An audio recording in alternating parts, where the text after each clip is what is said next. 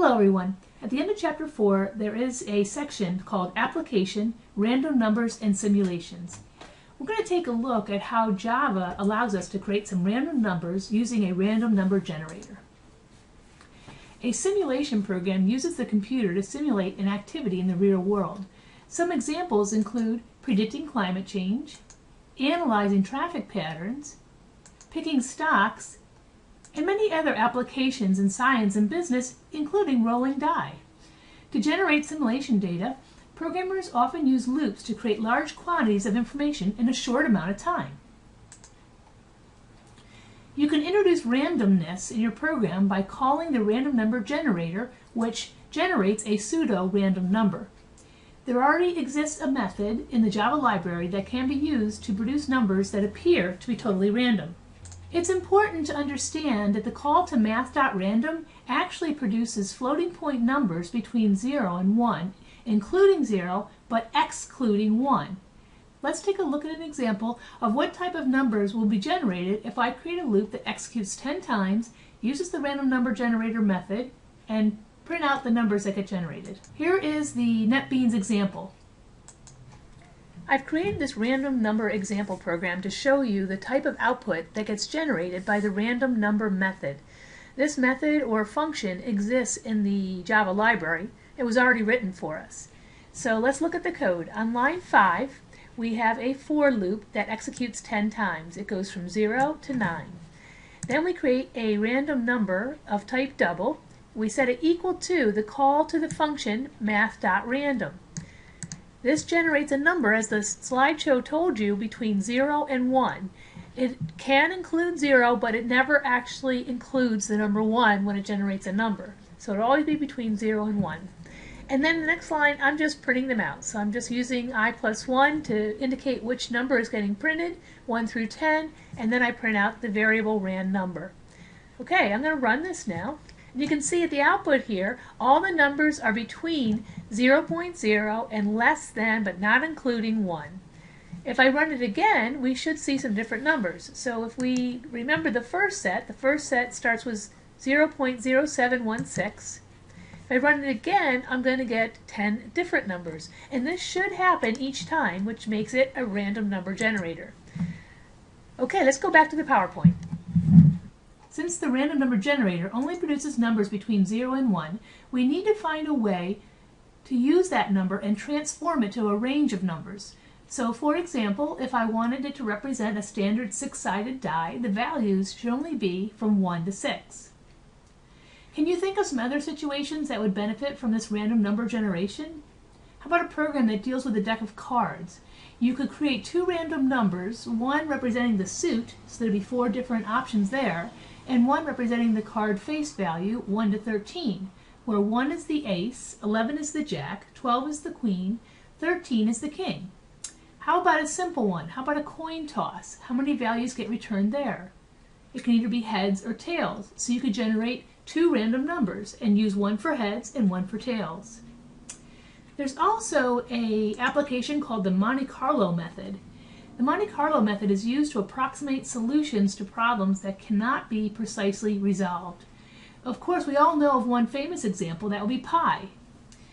For a detailed explanation of the Monte Carlo program, please refer to your textbook on pages 178 and 179. Note, since the random number generator never produces the number 1, the value of multiplying by 6 will never generate a value of 6. Instead, we take the result and add 1 each time to produce the numbers between 1 and 6. Let me show you what I mean. As I stated previously, the numbers that get generated are between 0.0 and up to but not including 1.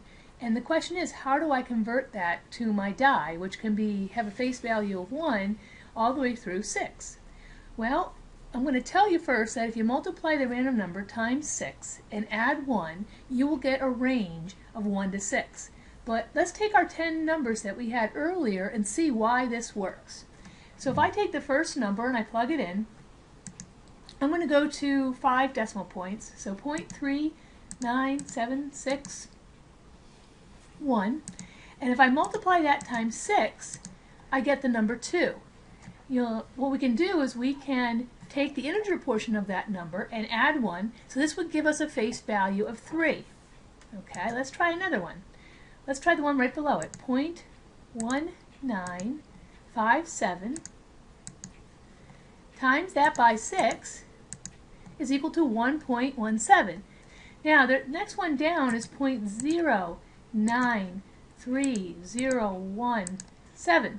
If I multiply that times 6, what is my integer portion? You can see that I can't just multiply by 6 because I'd get 0 as one of my answers. And I don't want 0 as an answer. I want to add 1 to it, so now my lowest value is a 1. Okay, let's try one last time. Let's try the one that is in number 6, which is 0.937002. Times that times 6 equals, and that will give me the number 5. And again, if I add 1 to that, I'm going to get the number 6. So I will actually have all the values of the die based on the range that we see here between 0 and 1. Okay, let's write a program that uses this information to randomly generate die that have a face value between 1 and 6. Okay, here's our new program. Again, I'm going to use the same loop where I go from 0 to 10, so I'll produce 10 random numbers. As you saw in the prior slides, to generate numbers between 1 and 6, I can use the random generator to create a number between 0 and 1, and then multiply by 6 and add 1 so that I get all possibilities between 1 and 6. It's going to look like this. I'm going to say int d1 for die 1 is equal to, and I want to cast my value as an integer, so I'm going to use the parentheses int parentheses math.random open and close parentheses because it is a method. I'm going to multiply it by 6 because that's my high end, and I'm going to add 1 so that I get the values. I don't get the values 0 to 5, so I get the values 0 to 6. I'm going to create 2 die, since normally when you roll die, you roll 2 at a time, so I'm going to do the exact same thing. Int parentheses math.random times 6 plus 1. Okay, the second time I didn't put as many spaces in. Spaces don't matter in Java. And finally, let's print out our die to see what we get. So I'm going to use a system.out.println, and in the parentheses I'm going to say print D1, and I'm going to say plus, I also want you to print D2. I'm going to put a space between them, and I'm going to say plus D2. And what we should see when we run this is we should see a series of die that show us the different values that got rolled by rolling 2 die. I'm going to add a blank line just so it makes it easier to read when we run it. System.out.println with nothing in the parentheses. Okay, let's run this program and see what kind of output we get. Well, it looks like we got all numbers between 1 and 6. There's no zeros and there's no 7s. That's good. I don't see any 5s either, but that randomly could happen. So let me run it again to see if we get some additional numbers. Okay, this time I did get a 5 down here. So you can see sometimes you get the same number twice, sometimes you don't. Here's a set of boxcars. That's when you roll 2 6s. Here's 3 pairs of snake eyes. When you roll 2 1s, it's called snake eyes. So it looks like our equation is working good. So this is a really good example of how to use the random number generator.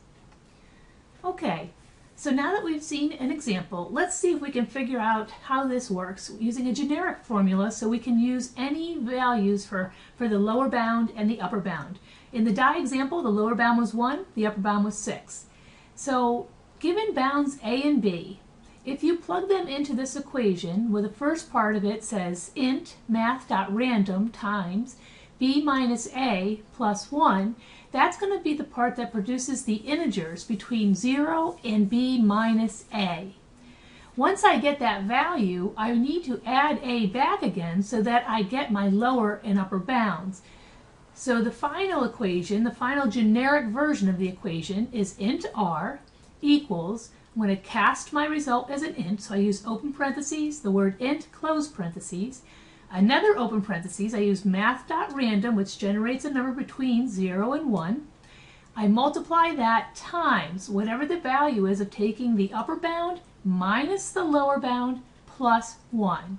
And then after that, after I change that into an integer, I add that back to a to get my lower bound. So for the previous program, we wanted numbers between 1 and 6. So if you look at the example, the generic formula, if I plug in a 1 for A and a 6 for B, I get int r equals, cast it as an int, math.random times 6 was the B value, minus 1 was the A value, plus 1. And then at the end, I add plus 1.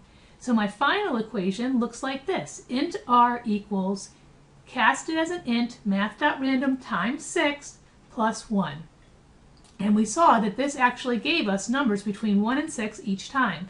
And each time we ran the program, we got a different set of numbers. Why don't you use this generic formula and see if you can figure out how to set it up using different bounds. See if you can print out all the numbers between 10 and 100, or try all the numbers between 2 and 20. Use different lower and upper bounds to see if the formula works for all our different examples. Okay, I hope this helped you to understand how to use the random number generator. I will see you in class. Have a great day. Thanks.